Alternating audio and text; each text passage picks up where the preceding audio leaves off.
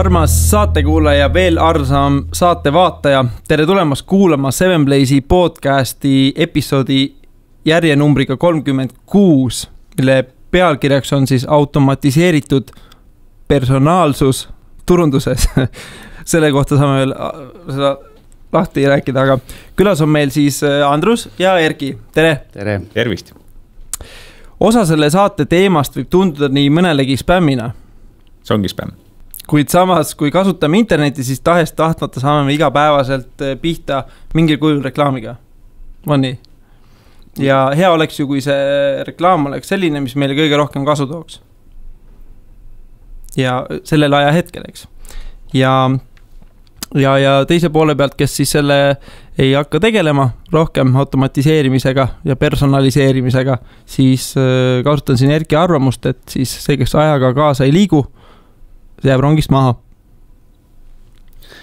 Ja ma niimoodi julgelt kohe väitsin, et kirjutasin sulle sellepärast, et ma olen selles uudiskirjade saatmise valdkonnas olnud juba, ilmselt sa tutvustad veel eraldi, aga ma lihtsalt nagu remargina vahele olnud varsti pea 10 aastat ja jube põnev on olnud jälgida, kuidas see nagu on arenenud, et kui alguses oli väga okei korjata internetist mingisuguseid aadressi ja saata kõigile kõike, siis nüüd järgmine aasta tuleb meil GDPR ja kõik, mis nagu sellega kaasneb ja täna me räägime automatiseeritud personaalsusest veel nagu, et mida iganes see tähendab, aga selle GDPR-i võtame ka veel teemast. Just. Nii, aga siis ma teen, et meie saatekülalised kuulajatel tutvustuseks, siis meil on Andrus Purde, kes on Outfunneli asutaja, mille missioon on leida tasakaal efektiivse turunduse osas ja mitte pinda käia lõppkasutajale. Enne töötas Andrus Pipedrive'i turundusjuhina ning aitas ettevõttel kasvada 50 000 maksva kasutajani. Eelmiste töökohtade seas on Skype London ja Skype, London. Ja ma hakkasin seda, mis see FMCG tähendab? See on Fast Moving Consumer Goods, eks siis ma olen oma turunduskarjäärist 20 aastast esimesed 8-9 olnud sellises nagu tavalises või ütleme, traditsioonilises turunduses ja viimased 11 või natuke rohkem, 12 juba tehnoloogia turunduses. Ja lisana siis on ta aktiivne Eesti startup ja tehnoloogia kogukonna liige ja speaker, nagu ta esile tõi. Ja üks Eesti 25 parimast stand-up koomikust. Eestis on umbes 20 stand-up koomikust. Just, et seda ma et tahtsin öelda, et vahepeal teeb Andrus ka nalja. Aga mitte siin saate, siin on nagu tõsine saade. Ja viitamise teema on ka lõpus, aga kes tahab siis olla Andruse tegemisega rohkem kursis, siis purde.net. See tuleb maru harva, kui tuleb, siis midagi ikka tuleb. Ja kui tuleb, siis ikkagi nagu mõnuga. Nii, Erki on Smiley juht ja asutaja. Igapäevatööna tegeleb tema siis tootearenduse, äripoolega ja kasutajatoega ning arenduse soovide ja vajaduste kokkuviimisega. Jah, no tegelikult kõikide nende asjade omavahel koordineerimisega siis kasutajatuge ma ei paku. Jah. No okei, kuidagi läks, mitte kasutajatuge pakkumine, aga see on osa tootearendust. Just nii, täpselt. Teeninduse arendamine põhimõtteliselt. Jah. Ja Smiley on siis Eesti suurim masspostitaja. No me nii väidame, jah. See masspostitaja kõlab hästi retsilt. Kõlab, jah, aga vaata, seal hulgas on ka kõik see automatiseeritud personaalsus, et see annab ka päris palju mahtu. Okei. Ja on ka üks siis suurimaid e-maili turunduse tarkvara pakkujaid Skandinaavias. Ja nendel on täna 9000 kasutajakontot, saadamine 100 miljoni kirja igas kuus. Huvitavaks teada, et mitu nendest minu postkastis vaatama. Ilmselt liiga palju, täna veel. Ja viimase 3 aasta jooksul on siis nad kasvanud keskmiselt 50% aastas. Ja ekspordiks läheb täna natukene alla 10% käibest, et ruttavalt, et kellel on ekspordi ideid siis Erkile, et siis võtke ühendust. Super, ja pakuge. Ja nüüd kiire reklaamipaus, nagu teema, peale niisugune pikk sissejuhatust, see on nagu tehtud, et siis Smiley on soodsaim kui välismaised alternatiivid ning paljudes aspektides on ka lihtsam kasutada. Suur eelis kohalikul turul on see, et mõtleme kliendiga kaasa, ehitame toimivaid lahendusi, pakume agentuuri teenuseid seal hulgas ka allhankena. Midagi, mul on siin sõna ja midagi on puudu jäänud. aitäh sulle, Jaan. Muidu kõlas väga loomulikult tõesti. Jaa. Teeks kohe isu vastav, aga... Nii, aga viimane asi, enne kui annan siis saatekülalistel niimoodi küsimustega lähme, et siis kõik, kes te kallid kuulate või vaatate, siis ja see saade on teile tore või mõni eelnev saade on teile tore, siis ärge olge kitsid ja jagage ja kommenteerige saate, et jah. Internetis, jagage ja kommenteerige saadet internetis pühade lauas. Rääkides vanaema sünnipäeval või kuskil mujal. Jaa, see on oluline. Ka nemad saavad neid personaliseeritud automaatika kirju. Jah, et see annaks, pluss annaks. Nii, aga siis räägime teist. Miks te teete seda, mida te teete? Päris ütleme suur küsimus alguseks. On. Jaa. Ma rohkem kui 2 lauset ei tahaks. Pähkel. Tahad sa alustada? Jaa. Või vastan sinu eest ja sa vastad minu eest juba. No, ütleme nii, et mul on see taust on selline veebiarenduse taust, kunagi nagu ikka kõik me tegime põlve otsas kodulehekülgi, ühel hetkel hakkas igav. Noh, et sa kuidagi lahendad ühte ja seda sama probleemi nagu orav rattas, tuleb uus klient, sa hakkad jälle algusest peale. Et tuli tahtmine teha midagi teistmoodi, teha nagu sellist, millest on nagu pikemaajaliselt tolku. Ja see on tohutult põnev teekond olnud seda asja nagu siiamaani arendada ja noh, loodetavasti veel ka edasi. Et see on nagu selline mingi sisemine kirg. Ja mulle vist turundus meeldib ja sobib ja tuleb enam-vähem hästi välja ja mul on meeldinud erinevaid turunduse aspekte või kõntida, et olla nagu nii agentuuri poole peal kui kliendi poole peal, kui ise ebaõnnestunud ettevõtja, kui nüüd loodetavasti vähem ebaõnnestunud ettevõtja. Et need erinevad, et see turundus pakub piisavalt mitmekülgsust ja hetkel see outfunnel, seal ei ole mingid omad nano- ja minipõhjused, aga see on ühe sükse pikema rännaku osa, ma arvan.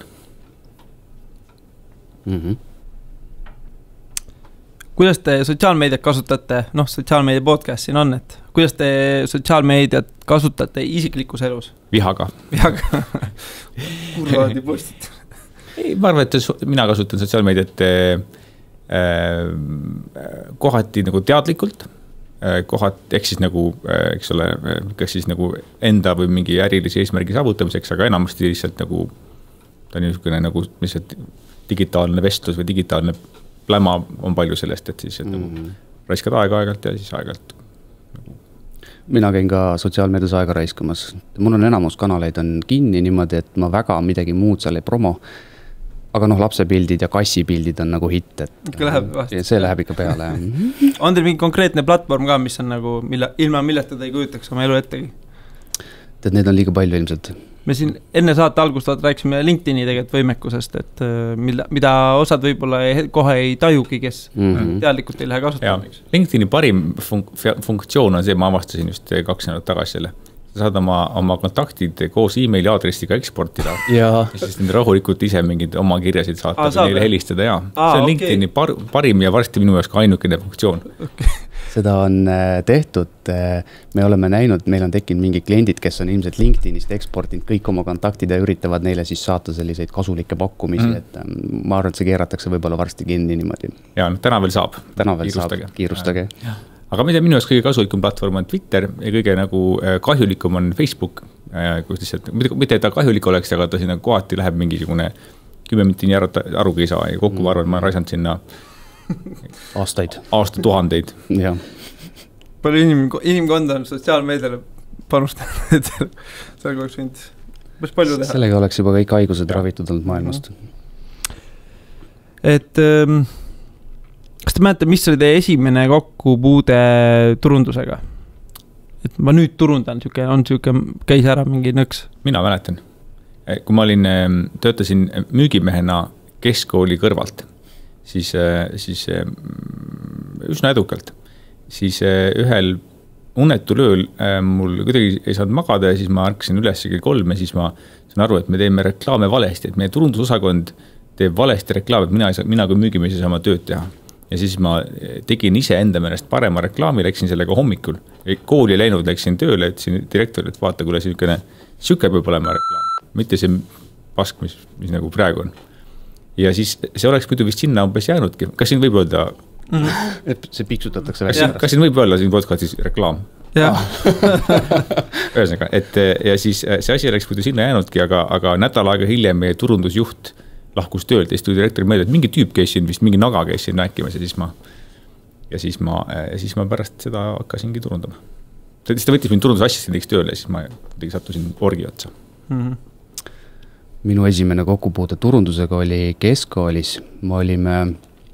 Sõbraga olime uhked tähtsad DJ-d ja korraldasime üritusi siis millalgi nädalavahetustel. Ja siis ükskord oli hirmsasti vaja nagu suurt üritust teha, me käisime kellegi tuttava vanemate juures, koopiamasinaga printisime 500 paberit välja, ma Viljandimaalt olen pärit, sõitsime terve Viljandimaa, kõik külad läbi, öösel plätserdasime seinad neid meie kuulutusi täis ja siis kui järgmine päev või ma ei mäleta, millal see üritus tuli, siis oli ikka tõesti nii palju rahvast, et sinna ei mahtunud ära, et see oli võimas. Töötab, eks? Töötab. Nii ja lähme selle automaatika ja personaatika poole, et mis on turunduse automatiseerimine? Tooge mõni lihtne näide.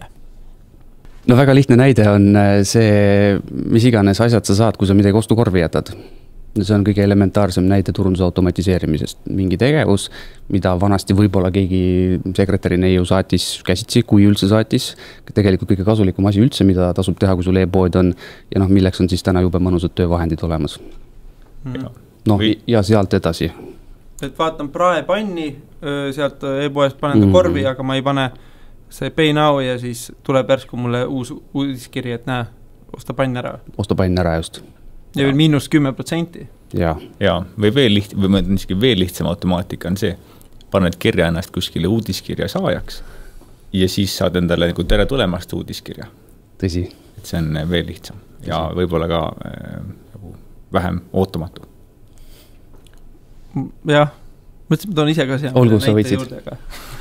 Aga too veel lihtsam näide siis. No tegelikult see sama e-poe puhul ka remarketing, eks ju, toimib, et mina olen ise otsapidi tulnud, eks ju, Facebooki poole pealt, et siis seal samamoodi keegi käib minu Facebooki lehel, siis juhuslikult ta näeb ka peale seda kohe seda, et tule hakka mu fänniks. Juhuslikult. Jah. Ootamatult. Või näeb mu viimast podcasti. Jaa. Vastavalt, kuidas siis on seadistatud. Nii.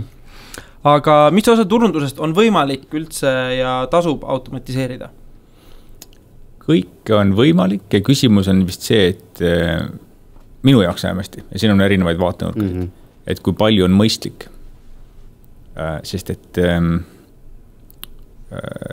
kui, ma just ükspäev mõtlesin selle peale, et kui kõik turundajad oleksid väga head automatiseerijad, internetireklaamide ja e-mailide automatiseerijad, siis oleks internet üks päris vastik koht, sest et oleks väga palju sõnumeid. Et kui me Vabandust, kas see personaliseeritud automatiseerimine ei või tähendada ka seda, et vastavalt sinu eelistusele tuleb sulle vähem? Just, aga ta küsis automatiseerimine, eks ole, ilma sõnaga personaliseerimine, et vist ongi just see, et kui hakata asja automatiseerima, siis me satume olukorda, et seal on palju head, aga kui seda liiga palju teha, kas siis iga bränd eraldi või kõik kokku, siis võib see minna ikkagi kõige ja ma arvan, et iga tarbija on aru saanud seda, kus ta aeg-ajalt lähebki lappama. Aeg-ajalt tulebki mingisuguseid nagu masinlikke, automatiseeritud, robotlikke kirju või robotlikke pakkumisi. Et ma ei tea, mis sinu vaade asjal on? Ei, ma olen nõus, me siin enne saadet just vaidlesime ka, et siin on natukene võib-olla terminid läinud sassi, et automatiseerimine on jah see, kui ma nagu mingid inimtööjõud on kõige kallim vara, kui ma saan nagu seda vähendada ja mingisugune robot, mis sul siin pildi peal on, teeb selle töö meie eest ära 100 korda või 1000 korda soodsamalt.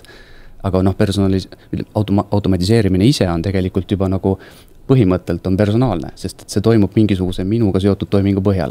Tahtsin muidu küsida, kas see robot, kas see on Smileys kontoris asuv? See, kes saadab kirju välja? Meil on veel need... Las see jääb. Ma küsin see vahel, kas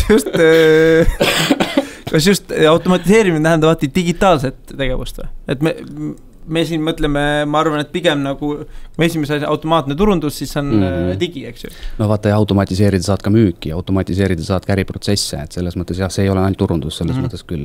Aga just offline, online, selles mõttes? mis saab, et on mingid need näotuvastused, et see, ma arvan, digitaalne komponent peab seal juures olema, sest et vastased juhul, eks võib öelda, et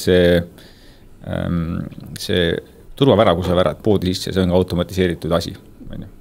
Aga ma arvan, et turunduses kõige on see mingi digikomponent. Kuulsin viimasel ajal sellist automatiseerimise näide. Sa teed Facebooki kõne ja räägid sellest praepannist ja siis sa lähed pärast Facebooki ja näeb praepanni reklaami. See on ka tehnoloogia juba olemas. Juhuslikult, ja katsetatakse ei ole lihtsalt kättesaadaval mõtle korra selle peale, et lähed poodi, võtad korraks ette kimbu banaane, mõtled äkki täna ikkagi taha banaane. Lähed poest välja, sõidad koju autoga, vaatad, taga mingi auto sõidab. Panid auto maja ette ära, vaatad, mingi tüüp tuleb banaaniga, kuidas on banaanid? Et ma arvan, et selles ka automatiseeritud mitte digitaalne turundus. Keegi valvas silmi jälgis sind ja tegi selle otsuse siis nagu sinu aitamiseks. Ja. Ma proovin just ise hakkasin, kui võtlen ka offline'ist, ma ei tea, no offline'ist saab e-maili koguda, aga lähme edasi. Et mõtle oli see, et millal nagu tasub, et miks üldse automatiseerida? Et peaks vähem tööd tegema. Just. Vähem tööd tegema. Just. Et saaks rohkem müüa.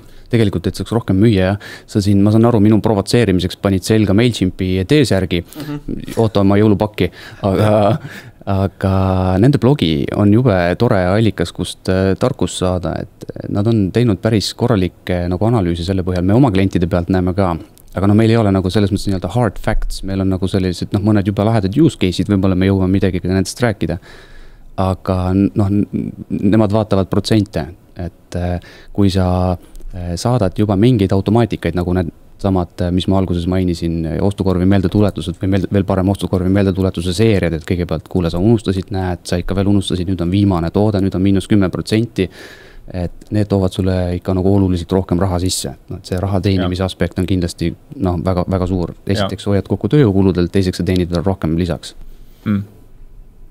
Ja just eriti vist e-kommertsis, et ma ise olen natuke seotud üks firma Leedus nimega Omnisend, kes teevadki ainult e-maili automaatikat ainult e-kommertsi poodide jaoks. Et siis seal on ikkagi need automatiseeritud pakkumised on kõige kasumlikumad asjad, mis üldse teha saab. Kuni 40 korda oli vist see vahe, et kui sa seda ei tee versus kui sa teed nagu hästi mingid meeldetuletusi, palju sa võid nagu rahaliselt rohkem teenida. Ja võiks öelda, et kui sa seda ei tee, siis sa oled natuke rollturundaja. Mul tuli kohe endale ka to do kohe pähe. Et Erik tuli mõtlesin, et need use case'e vist oleks teil kasulik teha. Ja siis neid automaatselt näidata nendele, kes on käinud võib-olla teenusega tutvumas. Ja, oleks küll. Palju asju on vaja teha. Nii, aga see ongi hea, et palju asju on vaja teha, et kellel siis tasub selle turunduse automatiseeridiga pihta alustada, et kes on see, kes peaks kohe sellega tegutsema? No nagu Andrus mainis, e-poed, seal on esiteks seda väga lihtne teha, kõik on digitaalne, kõik need protsessid on paigas, sa lihtsalt paned sinna mingisuguse vidina vahele veel, mis siis teeb selle mingisuguse asja, mis iganes järelpäringu või kuule, sa pole ammu meil ostnud, tule tagasi või palju õnne sünnipäevaks või sinu kliendikaart saab läbi.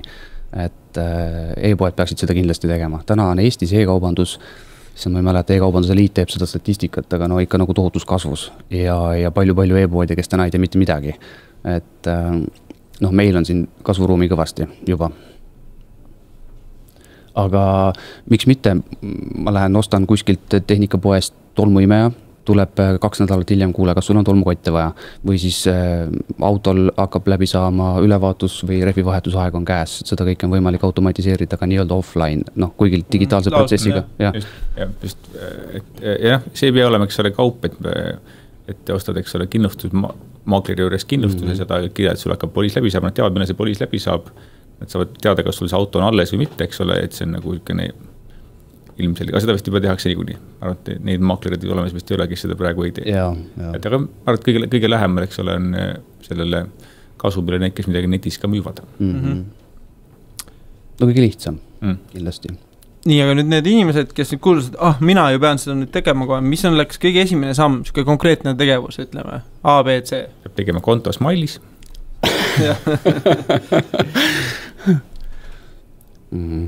kaardista ära, kes on su klient ja millised protsessid, millal sa saaksid neid automatiseerimisega kõnetada. See konto loomine on viimane samm, siis kui hakkad seda asju üles ehitama. Ja kuidagi eesmärgid paika panna, mida sa tahate teha, eks ole, mis oma selles turunduse, kus on funnel eesti keeles, turunduse lehtris.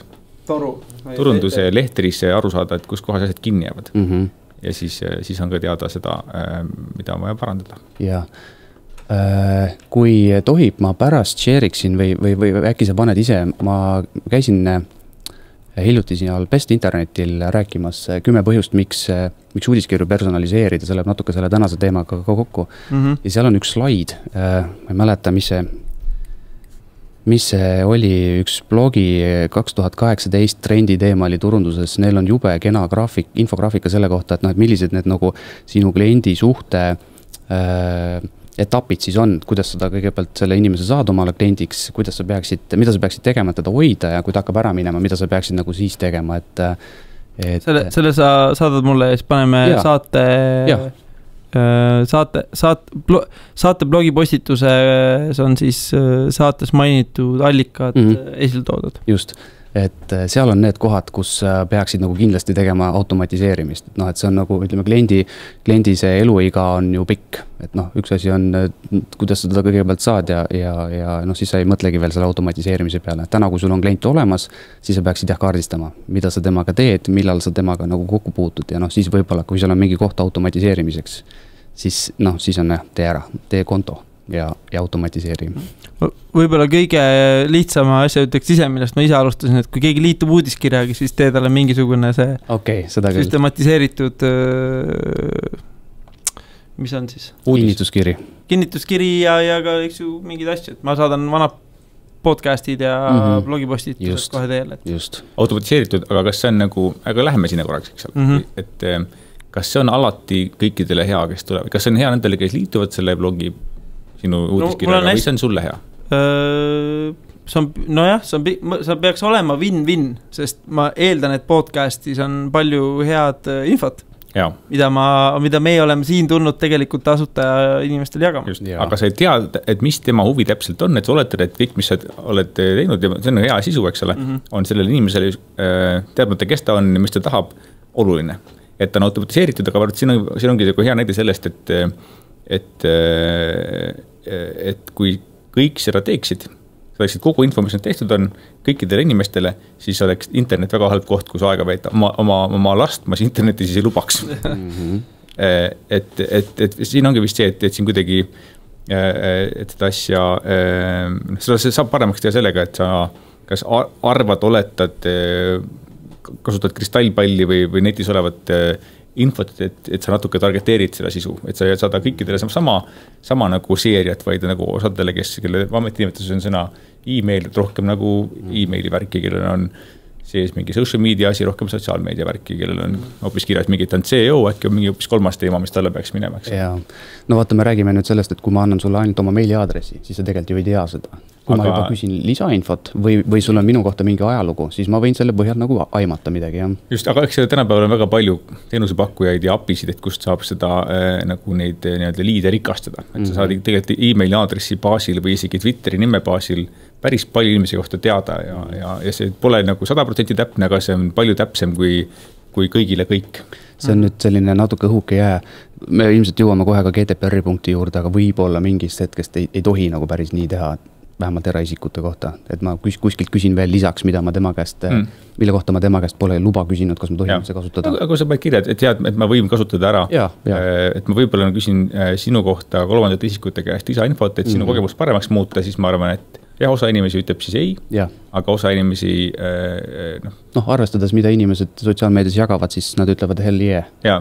Et jällegi, kui see on vist see, et linnukene tuleb jätta täidetud, et see on üks Saksa ja Austria näide, et kui teed juhilube, siis Austrias on automaatselt, oled sa organidoonor. Ja sa pead linnukese nagu ära võtma. Ja Saksamaal pead sa nagu automaatselt, et sa ei ole doonor, pead linnukese ise panema. Ja enamus ei võta seda linnukest ära Austrias. Sellepärast Austrias on väga palju doonorid. See, kuidas mina tegin oma selle uus firma, eks selle Outfunnel uutiskirja on see, et kui sa sellega liitud, automaatselt sa oled kohe organidoonor. päris hea, peaks ka liituma. Et see on nagu selles mõttes, et on ohtlik, eks ole, selle uudiskirjaga liituda, aga see tasub ära. Kui sa sured selle käigus, siis sellest on kasu teistele. Okei, aga automatiseerida saab tegelikult ju ongi Facebooki turundust, Google turundust ja mis tahes muud tööriistad on selle jaoks olemas, aga millegipärast kipub ikkagi see automatiseerimine alati sinna e-maili poole kalduma, et miks see nii on? No vaata, nüüd tuleb natuke jälle see teema, et üks asi on automatiseerimine, teine on nagu personaalne automatiseerimine, et e-mail on hästi isiklik kanal. No, et ma saan nagu otse sinuni. Sotsiaalmeedia ja retargeting ja see on kõik nagu selline statistiline tegelikult. Et noh, et ma näen neid protsente, mitme inimeseni ma jõudsin, ma ei tea, kes need on. Ma aiman, et noh, et need olid võib-olla need tädid, kes siin nagu kõndisid või siis need onud, kes seal kõndisid. Aga e-maili puhul ma jõuan sinuni nagu otse ja noh, ilmselt sellepärast on see nagu kõige lihtsam asi, kust alustada. Ja, kõige lihtsam tehnoloogiliselt ja eks selle saab teha ka internetireklaami või ütleme, bännereklaami personaliseerida ja automatiseerida. Lihtsalt see eeldab kõvasti rohkem võimlemist kui see, et sa lihtsalt vajuta kuskil mingit nuppu. Aga need appid ja need teenused on olemas, et sa saad, eks ole, e-maili aadress alusel Google Display Networkis inimesele suunata reklaami otsa nagu sellele inimesele. No Facebookis samamoodi. Ja vist ka see, eks ole, et e-mail on, vähemasti selle e-maili taju on see, et e-mail on odavam. Ja see ilmselt ongi odavam, aga lihtsalt et ma arvan, et see... No ja teine asi, kuna ma mainisin, et on personaalne, siis automatiseerimine on esimene võimalus, kuidas seda nagu mahtu vähendada või nagu spämmi vähendada, et kui sa seda teed, siis sinu baas on ilmselt nagu õnnelikum natuke. Sihitult. Aga hea küsimus, see mõtles küll, et see on seega, mille peale mina praegu mõtlen palju, et seal on enamike turundajate jaoks ka võimalus, et kuna enamik alustab e-mailist ja siis võib-olla hakkab personaliseerima, automatiseerima veebikogemust ja siis võib-olla kui aega üle jääb veel, siis nad hakkavad reklaame automatiseerima, et siis nagu see on see koht, kus tegelikult kõigil on võita. Et siis sa saad näidata inimestele vähem mitterelevantseid reklaame ja rohkem relevantseid reklaame ja kõigil on sellest ju rõõmu. No jah, ma oma klientidega või koostööpartneritega siis taast alustan just sellest Facebooki remarketingust. Et selle poole pealt nagu ja ongi, et müük ja turundus automatiseerida ja siis kaasamistegevused siis süstematiseerida, et leida sükest nagu head, et sotsiaalmeedias kaasamine on hästi oluline, et see kogu automatiseerimine toimiks hästi tegelikult. Nagu ikka libestina siis sellele kogu kaadervärgine, et see ütleb hästi. Nii, aga mulle tundub endale see, et tegelikult ju võiks kõik need asjad omavahel hästi kokku sobituda. Et kõik risti-rästi, eks ju, ei ole ainult e-mail, ei ole ainult Facebook, ei ole ainult see, et kõik need võiks nagu kokku panna, aga see näete vist juba oma eelmistest juttudest juba tuleks see vastus nagu välja, et mis on kõige nagu, kuidas prioritiseerida oma tegevusi. Kus ma saan aru, et mis nüüd kõige olulisem on. Kogu enamus oma turundust, eriti tehnilist poolt teen ma ise. Ja vahepeal ma lihtsalt, et mul on vaja, eks ju, AdWordsid üle vaadata, mul on vaja meili, mul on vaja oma uudiskiri välja saata, mida ma olen nüüd 2-3 näedat teinud, eks ju, mul on Facebook adsid vaja üle vaadata, eks ju, kogu aeg on vaja kõike nagu teha, et siis mis on inimesed tore, proovinud omavahel ka nagu tööle panna, mis on nagu see minust kõige põnevam osa sellest, et kuidas otsustada, mis siis on kõige olulisem või kuidas te prioritiseerite oma turundustegevusi siis?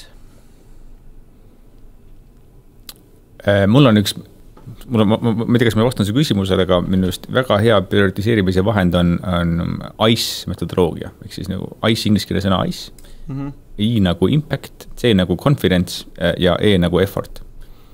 Et tegelikult saab igat asja, kas tegemist on oma to-do listiga või mingite kampaania-ideedega, nende 3 dimensiooni või järgi vaadatakse, et impact, kui suurele hulgale inimestele või kui suure mõjuga see asi on, confidence, et kui kindel ma selles oles, kas see on ainult idee, kas see on idee, mis on töötanud sõbra juures või see on juba testitud asi ja see effort, kui raske see teha on ja siis nende asjade nagu 2 esimest korrutades ja siis 3. nagu negatiivset väärtust korrutades saad sa kõik oma ideed panna nagu sellisesse järjekorda, mis on matemaatiline ja ütle sulle kõiki vastuseid, aga on väga hea selline otsustamise abivahend. Et igal asjal on olemas I-score ja sa tead vähemasti, et okei, mul on mõttekas täna teha just seda asja, sest et mul on siit saada võimalikult tulemus, võimalikult suur tulemus, võimalikult väikese vaevaga, pluss ma olen selles tulemuses enam-vähem kindel. Et ma ise olen aru saanud sellest, et minu kogemusel on see, et asjade puhul just see nagu kindlus, idee töötavus, see on kõige olulisem asi eest, et nii kaugus asju nagu arvad või et ma oletan, et see võib niimoodi minna, siis nagu keegi pole nii hea oletaja, et ta kõiki asju kogu aeg teaks, aga kui asju õigeti testida või nagu õigeti hinnata asjade edukust ette matemaatiliselt ja ka sisuliselt, empiiriliselt, siis see võimaldab kogu tegemist efektiivsust tõsta. Sul on midagi? Ja, no vaata, mina olen kallutatud tooli peal praegu natuke selles mõttes, et minu, no ümber ei lähe, aga minu kogemus sotsiaalmeedia turundamisel ja üldse traditsioonilisel turundamisel piirdub põlvaotsas tegemisega ja need eelarved on ikka nagu üliminimaalsed ja mida meie kliendid teevad, ma võib-olla näen ka kõrvalt pealt, aga ega ma väga ei osale. Et samas meiliturunduses ma näen seda, et mida rohkem sa alguses nagu vaeva näed, seda suurem on see nagu tulemus, et kui vanasti jube tore näide on üks Eesti jaekett, kes pani kogu oma turunduse eelarve, suured summad pani outdoor, raadio, tele ja meil ei kuskilt Delfist mingid bännereid üle, et saada uudiskirja ka. Siis täna on neil käigus selline pilootprojekt, kus nad masinõppe algoritmidega saavad aru, kes nende klient on, kui sageli ta poes käib, kui suur on tema ostukorv, millise klassi tooteid ta ostab ja siis tegelikult isegi mis konkreetseid tooteid ta eelistab, see nende perioodilisust, kui sageli seda vaja on ja temale sarnanevaid kliente üritab ka nagu veel võrrelda. Ja nüüd on näha, et see nagu selles mõttes toimib, et sa tegid selle ühe korra selle suure töö ära, sa automatiseerid tegelikult kogu selle töö ära ja nüüd see neil on üks nagu selles mõttes olulisemaid müügikanaleid, kust nagu lõpuks see käive tuleb. Et inimene näeb, et teda kõnetatakse otse, talle sobivate asjadega ja ta tuleb väga suure tõenäosusega pigem nagu sellesse poodi, mitte mingisse muusse poodi, et selles mõttes on jälle nagu huvitav olnud jälgida sellist progressi. Et aga vastates su küsimusele, siis kõik kanalid on olulised. Et jah. Ma just enda see, et ma meiliga tegelen nagu, see ei ole mul olnud number 1, eks ju, aga ma tunnetan enda poolt ka soovi, et seda tööriista paremini meisterlikumalt, eks ju, kasutada. Aga ma ju võib-olla saadan 5 või 10 tükki saadan ära või ütleme, keegi alustab nüüd, eks ju, selle tegema ja vaatab, kus see tulemus siis on, eks ju. Siis on ju võib-olla vara otsustada, aga ütle, et selleks ole, kui sul ainuke tööriist on haamber, hakkab igasi meenutama naela, et ma arvan, et sellel asjal on sellel nagu ütlusel on nii nagu positiivne kui negatiivne pool. Negatiivne on see, et pidavad sama asja teha, eks ole, aga positiivne pool on tegelikult see, et kui sa mingit asja hästi teed, siis selle tegemine ongi kõige parem asi, mis sa teha saad. Välja versus siis see, et sa hakkad õppima mingit uut asja, millesse sa ei usu, mida sa ei oska, kui sa väga kõrge või väga järsk õppimiskõver, et see ongi mõttekas teha seda, millesse tugev oled, et kui sinu jaoks on sotsiaalmeedia, eks ole, põhiasi, siis sa ei pea õppima tingimata siin kõrvale välireklaami tegemist, et see on nagu, seda teevad teised mehed või naised või robotid. Nojah, võib-olla endal süke huvi ikkagi tegelikult. No üldse digitööristade vastu, et sotsiaalmeedia on üks mul põhifookus, aga just enda digitaalse maailma optimeerimine või enda optimeerimine läbi digitaalsete tööriista siis. Ma arvan, meil oleks ka üks hea kanal, iga päev saadab meile, eks. Aga vaata, sinu küsimus oli see, et kuidas sa aru saad, et see toimib üldse, et saadad uudiskirja ära, näed mingid avamisprotsendid, võib-olla üks klient tuli poodi ka, ma ei tea, kas see siis toimis või ei toiminud, et nüüd tuleb nagu see asi mängu, et mille põhjal sa tegelikult üldse alguses aru saad, kas on vaja automatiseerida või mitte. Ja lõpuks aru saad, kas see nagu äge värk ju. Äge värk on, ja. See ei tee midagi, kui saadatakse. Et siis sa pead koguma andmeid. selleks on olemas ka igasuguseid tööriistu, me näiteks oleme kasutanud ClickView'd, on olemas Microsoft Power BI, Google'il on Data Studio vist, need on, ClickView on ainuke tasuline, teised on sellised, et sa saad alla laadida ja kõik oma allikad sinna sisse tõmmata. Mis see Windowsi on oli või Microsoft? Microsoft Power BI, nagu Business Intelligence. Ja nendesse saad tõmmata sisse siis üks asi selle, et millal sa uudiskirja saatsid, kas keegi avas selle või mitte, sa saad selle inimese kohta luua nagu justkui mingi profiili ja siis siduda ka näiteks online ostudega ja või offline ostudega, kui sul on näiteks mingisugune kassatarkvara, mis siis nagu kliendikoodiga või mingi asjaga selle kokku viib. Noh, siis sa näed lõpuks seda nagu päris mastaapi, et kas asi toimis või mitte. Jällegi üks jube põnev use case on üks Eesti ka jaekaubandusettevõte. Sorry, ma siin nüüd nagu räägin neid põnevaid asju. Aga seda Jaan küsis ju. Ja. Saatsid tavalist uudiskirja, noh, toimis nagu ikka toimis, aga ühel hetkel see nagu ei olnud enam enough ja nad lõid oma kliendibaasi lõid 40 segmendiks. Neil oli, valdkond oli seotud siis nagu raamatutega, et 40 teemat, mind huvitab ala ulme, sind huvitab mingi muu asi, sind huvitab kolmas asi, vastavalt varasemal ostukäitumisele. Andmed tõmmati sellesse ClickView'sse sisse, hakkasid uudiskirju saatma ja kohe niimoodi personaliseeritud uudiskirju, et e-poest tõmmati automaatselt tooted sisse, pandi neile tag külge, mina nägin ainult ulmeraamatut, pluss minu subjekt oli seotud, et kuule uued ulmeraamatut sulle nüüd.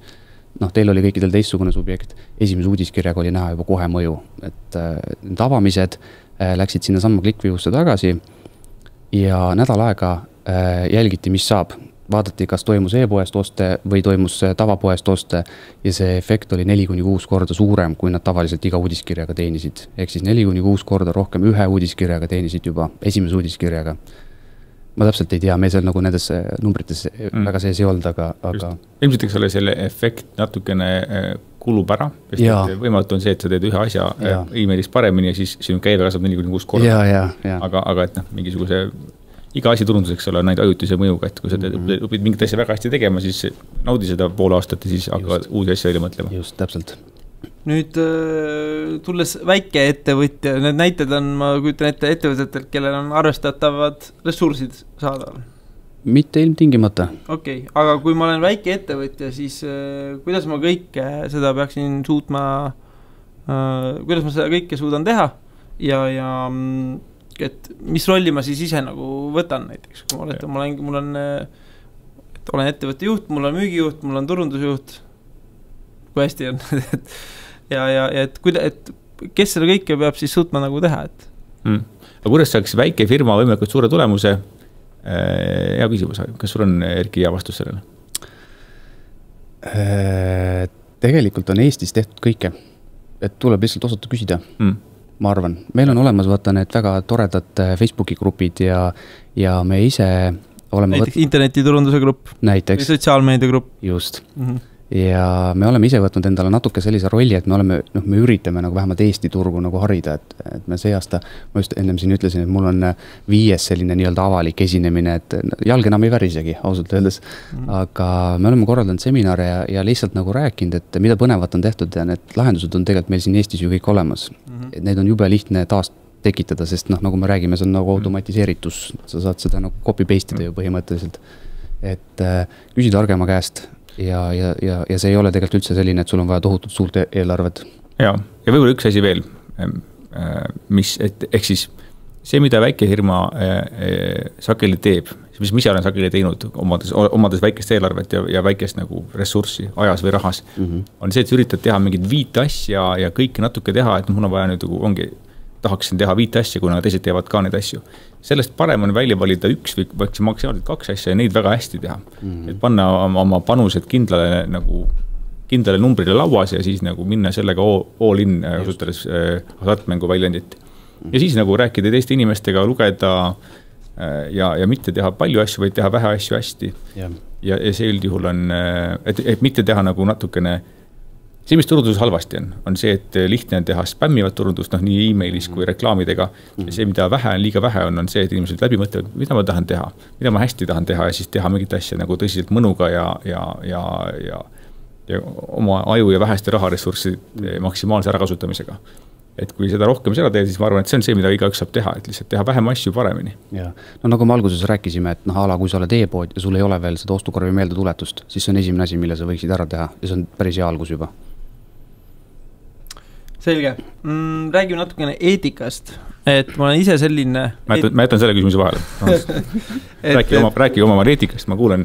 Ma olen ise null inboxi harrastaja, kes veel ei tea, siis see tähendab seda, et ma tahaks, et mul on null vastamata e-maili ja ma vastan vähemalt inimesele seda, et ma ei saa sulle praegu vastata. Et vähemalt reedeks, et mul oleks nagu see ja hullult filtreerin oma mailboxis kõik Amazonid, eBay'd, ma panen sinna ühte filtrisse, et need ei segaks mind, eks, et nad ei ole osa muu sellest null inboxist, eks.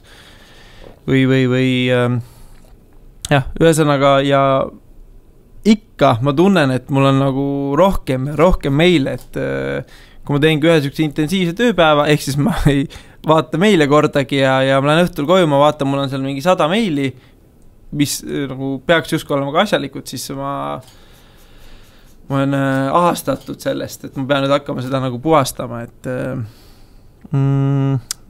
eriti jõulude ajal ma tunnen seda, et ma lihtsalt postkast on nagu täis justkui tegelikult kasulik, sest keegi täna enam ei saada nagu, et osta mu tooteid, vaid kõik on kasulikud artiklid, mis appi äkki, kui ma ei loe, et ma jään äkki siis mingist asjast ilma, eks ju.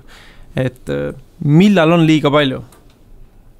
Siis kui sa nii mõtled, on kohe juba liiga palju, jah.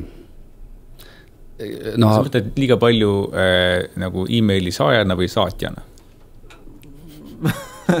No pigem on saatjana, et kas teil on nagu, et kuidas seda nagu keegi kuuleb, et avastab nüüd enda jaoks Smiley kui turundustööriistane, eks ju, ja tal on kuskilt vanast heast ajast 100 000 meili kuskilt, eks ju, ära ostetud, et siis tuleb ja hakkab muud kui vanem, eks ju. Ei hakka.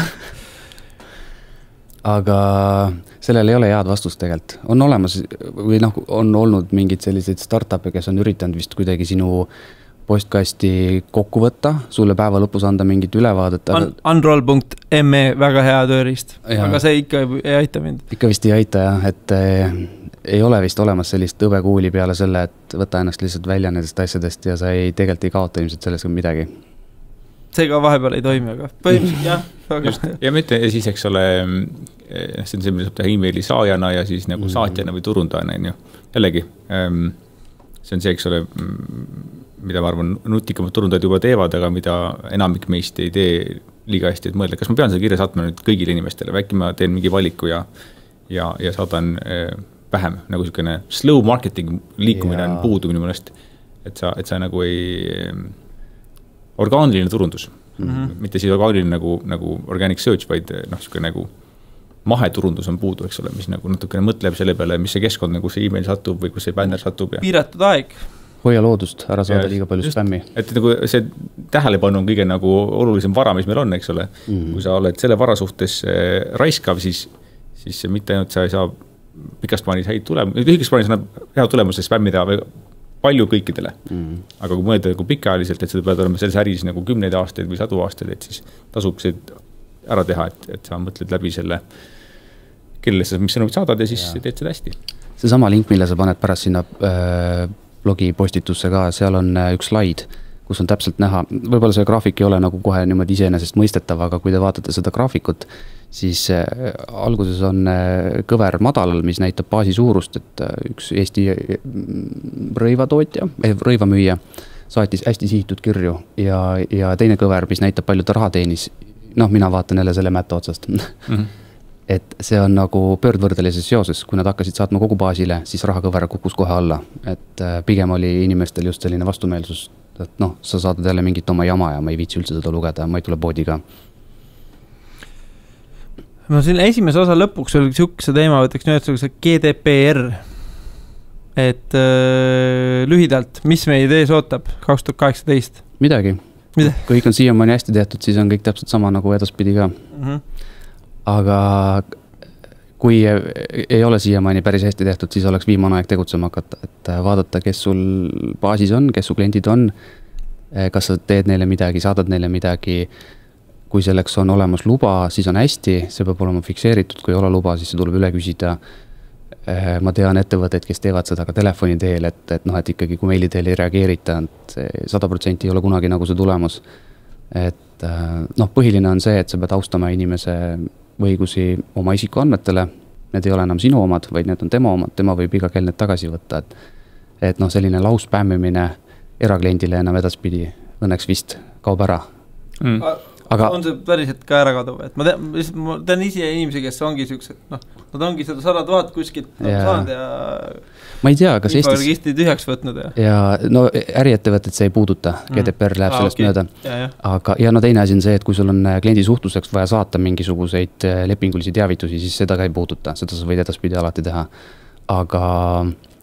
Aga eraisikutele ja enam ei tohi, et ma arvan, et kui siiamaani on Andmekaitse Inspektsiooni käed olnud suhteliselt lühikesed, siis no, maikuusest tuleb ilmselt mingi pauk ära, mingi näidispoomine ilmselt tehakse ära. Jaa, aga ilmselt nad ei, see on ilmselt mingisugune piir sellele, et kui kiiresti nad suudavad asju üle vaadata, et võib-olla need paar hardcore spämmid ikkagi nagu ei lähe kohe vangi. Või võiks minna. Nii, aga selle vangi minemise teemaga lõpetame esimese saate osa. Haakub hästi sinu soovilugu või? Ja ma ei kuulad seda. Andruse poolt esitatud soovilugu.